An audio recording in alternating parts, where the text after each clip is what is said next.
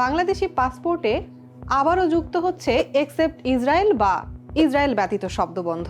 ফিলিস্তিনের প্রতি সমর্থন জানিয়ে স্বাধীনতার পর থেকেই বাংলাদেশের পাসপোর্টে কথাটি লেখা হয়, কিন্তু ২০২০ সালে ই পাসপোর্ট চালু করার সময় পাসপোর্ট থেকে এক্সেপ্ট ইসরায়েল শব্দবন্ধটি বাদ দেওয়া হয়েছিল।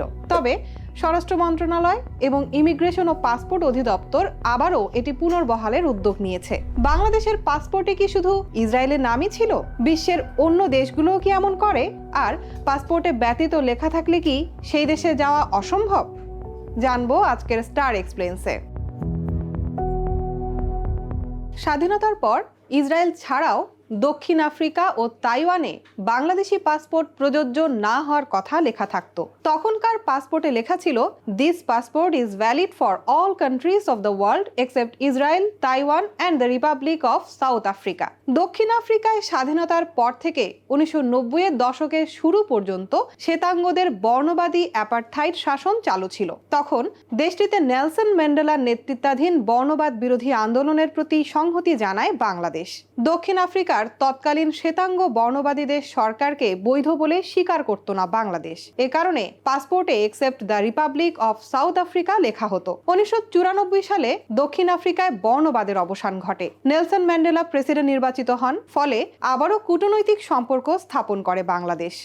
পরে পাসপোর্ট থেকেও দেশটির নাম বাদ দেয়া হয়। এছাড়া বাংলাদেশ শুরু থেকেই এক চীন নীতি সমর্থন করে আসছে। চীন তাইওয়ানকে স্বাধীন রাষ্ট্র হিসেবে স্বীকৃতি দেয় না, বাংলাদেশও সেই অবস্থান অনুসরণ করে। এ কারণেই 80-র দশক পর্যন্ত বাংলাদেশি পাসপোর্টে ব্যতীত তালিকায় তাইওয়ানের নাম ছিল। পরে আন্তর্জাতিক রাজনৈতিক সমীকরণ বদলালে ধীরে ধীরে তাইওয়ান ও দক্ষিণ আফ্রিকার নাম বাদ পড়ে, ইসরায়েলের নামটি শুধু রয়ে যায়। বাংলাদেশ ছাড়াও পাসপোর্টের নাম উল্লেখ করে দেওয়ার নজির বিশ্বের আরও অনেক দেশে আছে।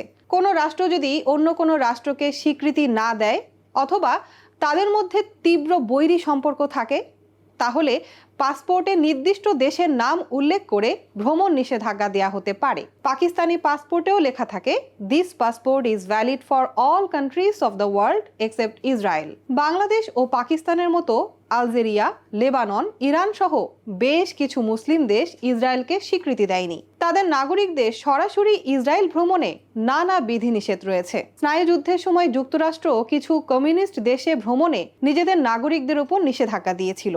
তখন কিউবা, উত্তর কোরিয়া, উত্তর ভিয়েতনাম ও চীনের মূল ভূখণ্ডে ভ্রমণের ক্ষেত্রে মার্কিন নাগরিকদের বিশেষ অনুমতির প্রয়োজন হতো।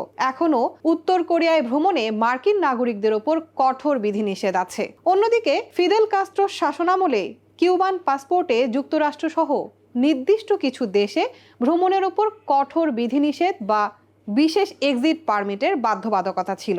আবার অনেক দেশ পাসপোর্টে সরাসরি কোনো দেশের নাম লেখা থাকে না। সেক্ষেত্রে কূটনৈতিকভাবে তাদের নাগরিকদের নির্দিষ্ট দেশে যেতে বাধা দেয়া হয়। আজারবাইজান ও আর্মেনিয়ার মধ্যে নাগর্নো কারাবাখ অঞ্চল নিয়ে দীর্ঘদিনের বিরোধ আছে। কারো পাসপোর্টে আর্মেনিয়ার ভিসা বা ভ্রমণের সিল থাকলে আজারবাইজানে তাকে প্রবেশের অনুমতি দেয় না। একইভাবে দীর্ঘদিন ধরে আরব বিশ্বের অনেক দেশ ইসরায়েলি ভিসা থাকা ব্যক্তিদের প্রবেশ করতে দিত না। কিন্তু প্রশ্ন আসছে, পাসপোর্টে ব্যতীত লেখা থাকলে কি সেই দেশে যাওয়া অসম্ভব? একটি দেশ যখন তার পাসপোর্টে আরেকটি দেশের নাম লিখে ব্যতীত শব্দটি জুড়ে দেয়, তখন এর অর্থ হলো ওই পাসপোর্টটি নির্দিষ্ট দেশটিতে ভ্রমণের জন্য কোনো বৈধ দলিল নয়। বাংলাদেশের পাসপোর্টে ইসরায়েলে ভ্রমণ বৈধ নয়, তাই কোনো বাংলাদেশি সেখানে গেলে দেশের পাসপোর্ট আইন ভাঙা হবে। এই আইন ভঙ্গ করলে পাসপোর্ট বাজেয়াপ্ত, এমনকি শাস্তির বিধান আছে। তবে বাংলাদেশ ইসরায়েলকে স্বীকৃতি না দিলেও ইসরায়েল চাইলে বাংলাদেশি নাগরিককে ভিসা দিতে পারে। এক্ষেত্রে সাধারণত পাসপোর্টে সরাসরি সিল না মেরে আলাদা কাগজে ভিসা বা ইমিগ্রেশনের অনুমতি দেওয়া হয়। একে পেপার ভিসা বলা হয়। ফলে সফর শেষে দেশে ফিরলেও পাসপোর্ট দেখে বোঝা কঠিন হয় যে তিনি ইসরায়েল গিয়েছিলেন। তাছাড়া অনেক বাংলাদেশির যুক্তরাষ্ট্র, যুক্তরাজ্য বা কানাডার মতো অন্য দেশের নাগরিকত্ব নিয়ে থাকেন। তারা সেই দেশের পাসপোর্ট ব্যবহার করে সহজেই ইসরায়েল বা নিষেধাজ্ঞায় থাকা অন্য দেশগুলোতে যেতে পারেন। সেক্ষেত্রে বাংলাদেশি পাসপোর্টের বিধিনিষেধ কার্যকর হয় না। যখন বাংলাদেশি পাসপোর্টে দক্ষিণ আফ্রিকা বা তাইওয়ানের নাম ছিল, তখনও বিশেষ ব্যবসায়িক বা ব্যক্তিগত প্রয়োজনে অনেকেই তৃতীয় কোনো দেশের মাধ্যমে সেখানে যেতেন। সেক্ষেত্রে তখন হংকং, ব্যাংকক বা অন্য কোনো শহরকে ট্রানজিট হিসেবে ব্যবহার করা হতো। সরাসরি ফ্লাইট না থাকা এবং পাসপোর্টে সিল না মারার কারণে বাস্তবে ভ্রমণ পুরোপুরি ঠেকানো সম্ভব হতো না।